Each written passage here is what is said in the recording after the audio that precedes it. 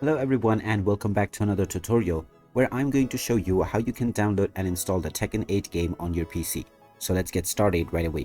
First of all, open up the Steam application and then log in using your email address and your password. Once you have logged in, you will be taken into the store page. From here, just click on the search box and then type in Tekken 8 and start your search. Once you find the Tekken 8 game, just tap on it and this will take you into the games page.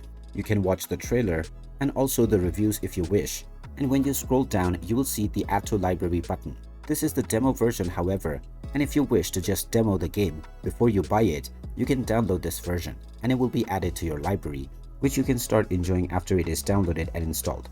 In order to buy the game, just click on the Add to Cart button for your chosen edition. You can then click on View My Cart. You can then click on the Continue to Payment button and then choose from a list of methods that are available. After choosing your payment method, click on the Continue button and you may continue forward with your credentials. If you choose PayPal, just log in using your PayPal email address and password. And after logging in, you can finalize your payment and the game will now be added to your library, from which you can begin the download and install with a single click.